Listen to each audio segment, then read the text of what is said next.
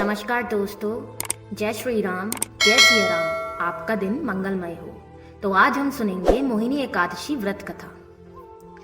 धर्मराज युधिष्ठिर ने कहा, हे भगवान, मैं आपको नमस्कार करता हूँ। आपने बैसाख मास के कृष्ण पक्ष की एकादशी अर्थात वरुथिनी एकादशी के बारे में विस्तार पूर्वक बतलाया। अब आप कृपा करके बैसाख शुक्ल एकादशी का क्या नाम है तथा उसकी कथा क्या है, इस व्रत की क्या विधि है, सब विस्तार पूर्वक बताइए। भगवान श्री कृष्ण कहने लगे, हे धर्मराज, वैशाख मास के शुक्ल पक्ष की एकादशी को मोहिनी एकादशी के नाम से जाना जाता है। मैं आपसे एक कथा कहता हूँ जिसे महर्षि वशिष्ठ ने श्री रामचंद्र जी से कही थी। राजन, आप कृपया ध्यान पूर्वक सुने मोहिनी एकादशी का व्रत तथा कथा। एक समय श्री राम बोले कि हे गुरुदेव, कोई ऐसा व्रत बताइए जिससे समस्त पाप और दुख का नाश हो जाए। मैंने सीता जी के वियोग में बहुत दुख भोगे हैं। महर्षि वशिष्ठ बोले, हे राम, आपने बहुत सुंदर प्रश्न किया है। आपकी बुद्धि अत्यंत शुद्ध तथा पवित्र है। यद्यपि आपका नाम स्मरण करने से मनुष्य पवित्र और शुद्ध हो जाता है, तब भी लोकहित में यह प्रश्न अच्छा है। वैशाख मास में जो एकादशी आती है उसका नाम मोहिनी एकादशी है। इसका व्रत करने से मनुष्य सब पापों तथा दुखों से छूटकर मोह जाल से मुक्त हो जाता है। मैं इसकी कथा कहता हूँ, ध्यान पूर्वक सुनो। सरस्वती नदी के तट पर भद्रावती नाम की एक नगरी में द्युतिमान नामक चंद्रवंशी राजा राज करता था। वहां धन धान्य से संपन्न व पुण्यवान धनपाल नामक वैश्य भी रहता है। वह अत्यंत धर्मालु और विष्णु भक्त था। उसने नगर में अनेक भोजनालय, प्याऊ, कुएं, सरोवर, धर्मशाला आदि बनवाए थे। सड़कों पर आम, जामुन, नीम आदि के अनेक वृक्ष भी लगवाए थे।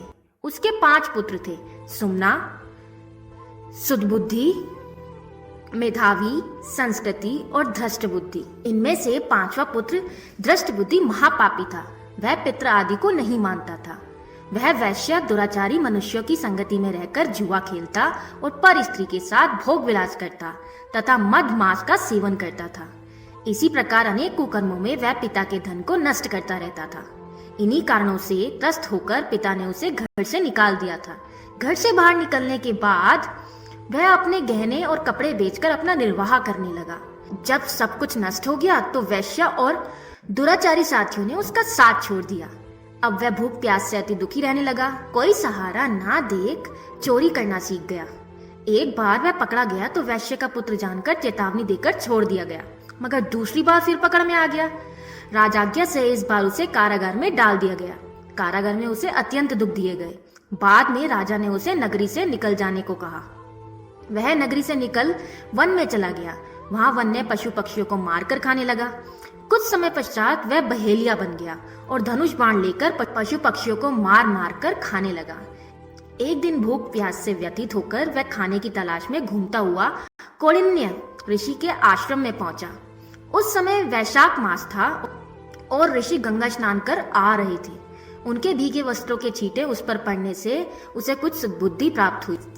वह कौंडिन्य मुनि से हाथ जोड़कर कहने लगा कि हे मुनि, मैंने जीवन में बहुत पाप किए हैं। आप इन पापों से छूटने का कोई साधारण बिना धन का उपाय बताइए।